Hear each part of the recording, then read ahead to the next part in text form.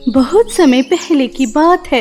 किशोर नगर नामक गांव में दो अनाथ बहनें सपना और काजल अपने एक छोटे से घर में रहा करती थी, क्योंकि कुछ समय पहले ही एक ट्रेन हादसे में सपना और काजल के माता पिता की मृत्यु हो जाती है और किसी भी रिश्तेदार ने दोनों बहनों को अपने पास नहीं रखा, इसलिए बेचारी अकेली ही रहा करती थी।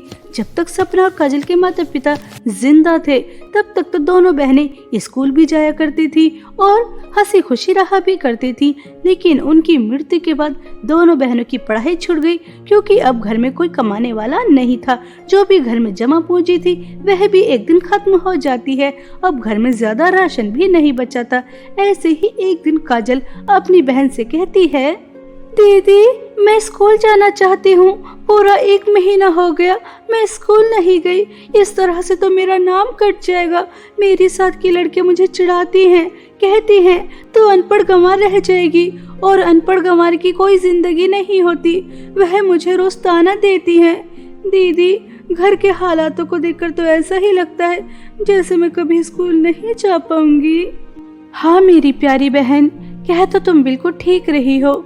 मैं भी तुम्हें पढ़ाना चाहती हूँ। माँ पिताजी के सामने मैंने तो 12th कर ली, लेकिन तुम अभी 5वीं कक्षा में हो। तुम्हारा पढ़ना बहुत जरूरी है। मैं क्या काम करूँ, मुझे तो कुछ भी समझ में नहीं आ रहा। अब तो राशन भी खत्म होने वाला है, उसके बाद तो हमारे भूखे रहने के दिन आ जाएंगे। दीदी अगर आप पुराना माने तो मेरे पास एक आइडिया है। दीदी आपको पता है एक बार जब आपने मेरे जन्मदिन पर केक बनाया था तो सभी को कितना ज्यादा स्वादिष्ट लगा था और सबने आपकी कितनी ज्यादा तारीफ की थी। इतनी छोटी सी बच्ची ने कितना ज्यादा स्वादिष्ट केक बनाया है। तो बस आप अपनी बेकरी खोल लीजिए। हाँ काजल, यह तो बहुत अच्छा आइडिया है, लेकिन कुछ नहीं दीदी, मुझे पता है आप पैसों की बात करोगी। हमारा छोटा सा घर है ना, तो बस आप इसे जमींदार को गिरवी रख दो। इतने पैसे तो मिल ही जाएंगे कि आप बेकरी खोल सको, और बेकरी खोल के जो कमाई होगी उन पैसों से मैं आसानी से स्कूल भी जा पाऊंगी और हम दोनों बहनों का पालन पोषण भी होता रहेगा। सपना को अपनी बहन की बात समझ आ जाती है और वह अपने छोटे से घर के कागजात जमींदार के पास ले जाती है। तभी जमींदार सपना से कहता है, देखो सपना, मैं तुम्हें ज्यादा पैसे तो नहीं दे पाऊंगा, और हाँ अपना घर 1 साल के अंदर अंदर छुड़ा लेना, वरना उस पर मेरा कब्जा हो जाएगा, ठीक है?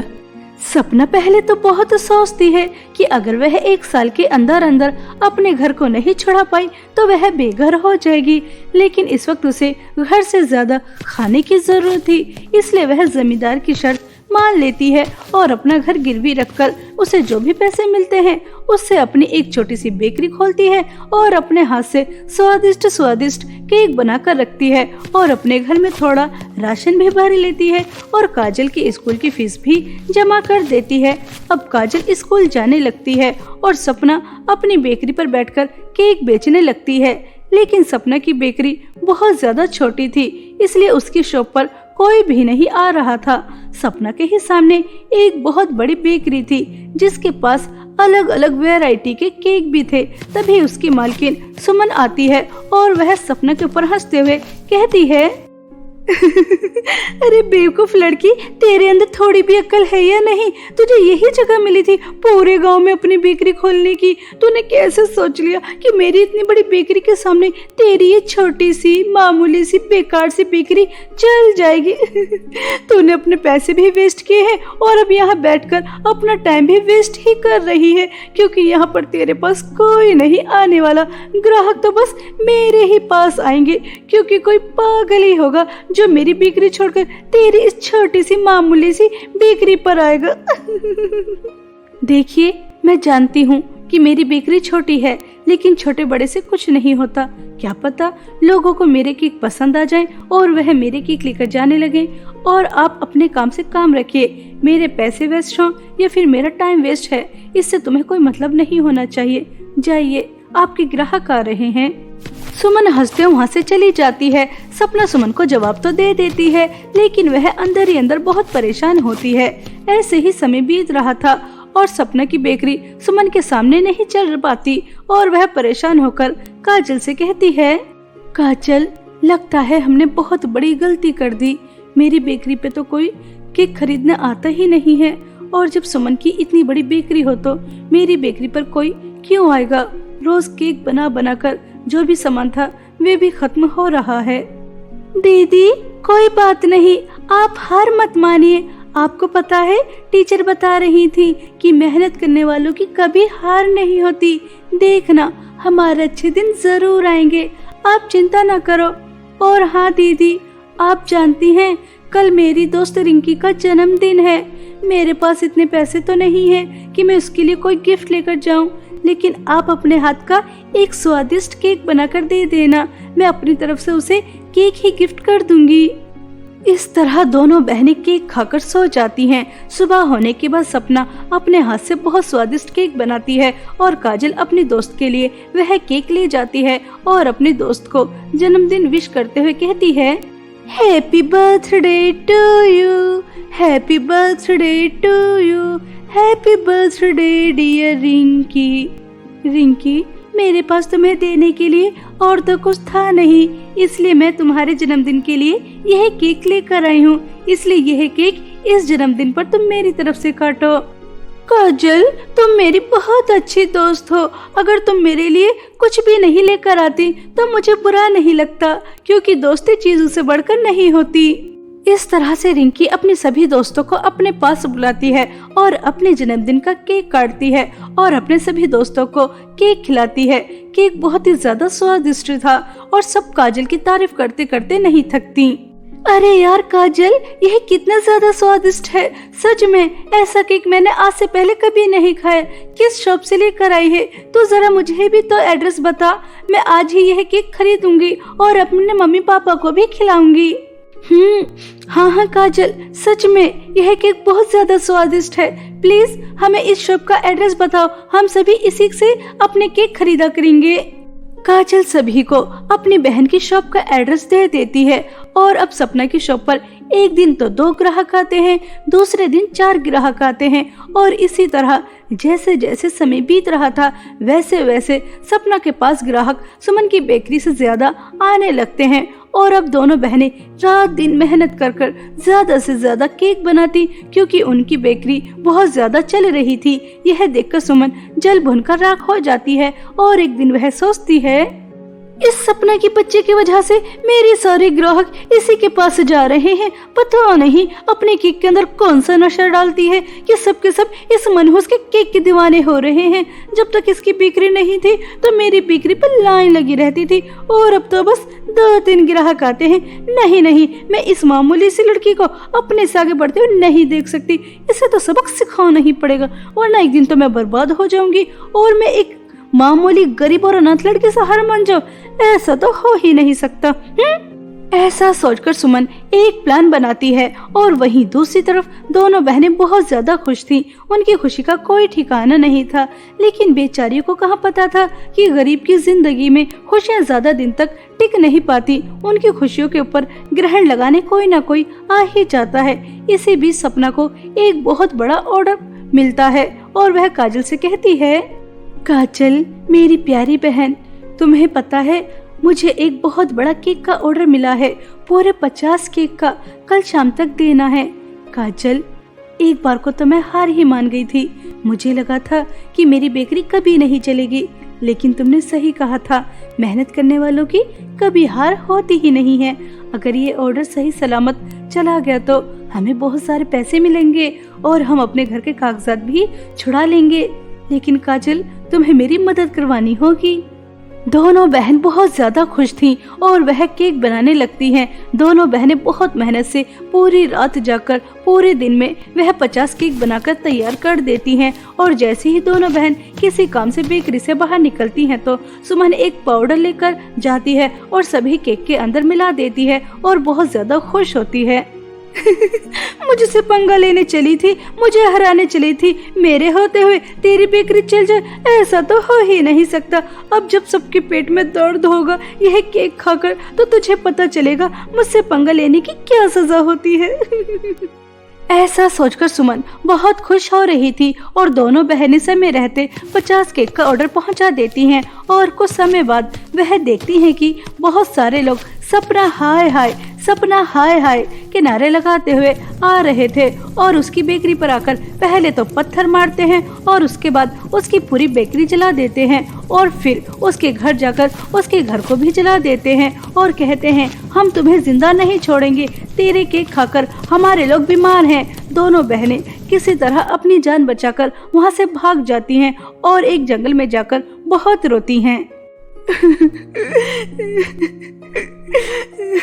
काजल, यह क्या हो गया? हमारे केक के अंदर किसी ने कुछ मिला दिया जिसे खाकर सभी लोग बीमार हो गए और उनका गुस्सा हम पर निकल रहा है।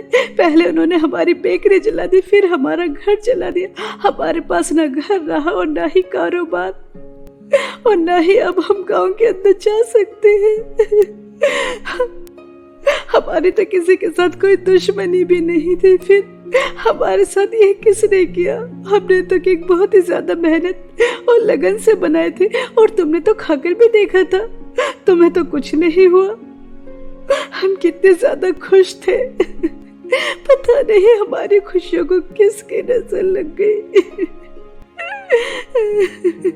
इस तरह से दोनों बहनें बहुत ज्यादा फूट फूट कर रो रही थी कि तभी उन्हें किसी और की भी रोने की आवाज आती है। सपना और काजल उस आवाज के पीछे जाकर देखती हैं तो एक परी पेड़ से उल्टी बंधी थी। तभी सपना उसे पेड़ से उतार देती है। तभी परी कहती है, तुम दोनों बहन बहुत अच्छी हो, समय रहते तुमने मेरी जान बचा ली। एक चुड़ैल मेरे पीछे पड़ी है जिसने मेरे साथ ऐसा किया है। कुछ समय बाद वह लौटकर आ जाएगी और दोबारा से मुझे मारने की कोशिश करेगी। मैं उस चुड़ैल का कुछ नहीं बिगाड़ पा रही क्योंकि मेरी जादू छड़ी मेरे पास रही है। बादलों में जादू बर्थडे केक के घर के अंदर है।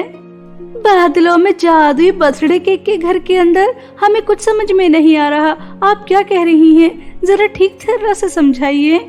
मैं खुशबू परी हूँ और मेरे जन्मदिन पर परी माँ ने मुझे एक जादुई बर्थडे केक का घर दिया। मैं अपना जन्मदिन पृथ्वी के मासूम अनाथ बच्चों के साथ मनाना चाहती थी, इसलिए मैं उस बर्थडे केक के घर के साथ पृथ्वी पर आ रही थी। लेकिन तभी उस दुष्ट चुड़ैल ने मेरे ऊपर हमला कर दिया। मेरी जादुई छड़ी उस बर्थडे केक के घर के अंदर रह गई और वह केक भी बादलों में रह गया और मैं यहाँ पेड़ पर आकर अटक गई। क्या तुम मेरा जादुई बर्थडे केक का घर लेकर आ सकती हो जिसके अंदर मेरी जादुई छड़ी है? मगर खुशबू परी, हमारे पास तुम्हारी तरह पंख नहीं है जो हम उड़कर बादलों में चले जाएं। अगर हम उड़ पाते तो तुम्हारी मदद जरूर करते, तुम्हें इस तरह मुसीबत में नहीं छोड़ते।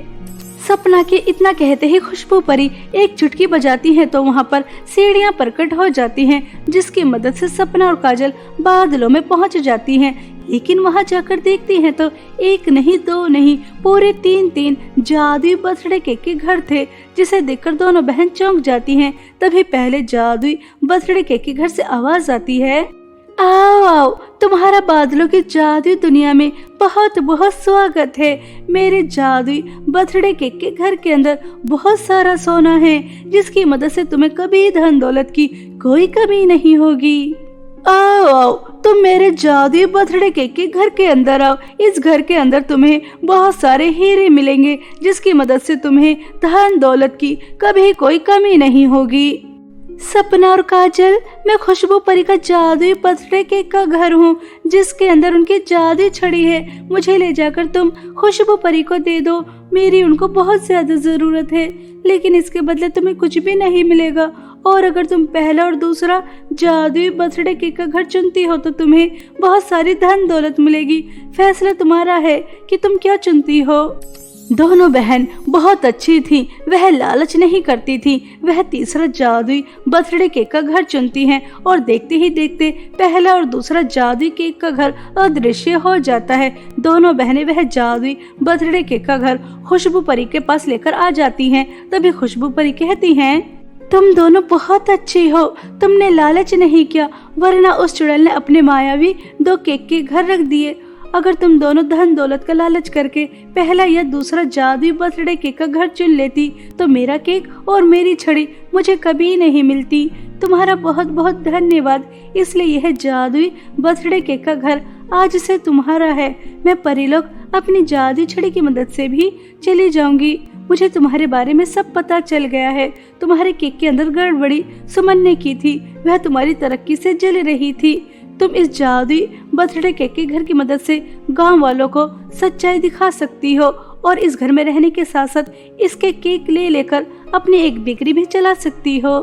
खुशबू परी की यह बातें सुनकर दोनों बहन बहुत ज्यादा खुश हो जाती हैं और परी को धन्यवाद कहती हैं। खुशबू परी जादुई बर्थडे केक का घर देकर परी लोग वापस चली जाती हैं और दोनों बहनें गांव के अंदर जाती हैं और सभी गांव वासियों से कहती हैं, तुम सभी को ऐसा लगता है कि केक के अंदर हमने कुछ मिलाया था। आपको पहले सच्चाई का पता करना चाहिए था, उससे पहले हमारे ऊपर जानलेवा हमला नहीं करना चाहिए था। लेकिन आज हम तुम्हें सच्चाई दिखाना चाहते हैं। आप सभी लोग इस जादुई बर्थडे केक के घर के अंदर आ जाइए, उसके बाद आपको सच्चाई नजर आ जाएगी कि उस केक के अंदर किसने क्या मिलाया था।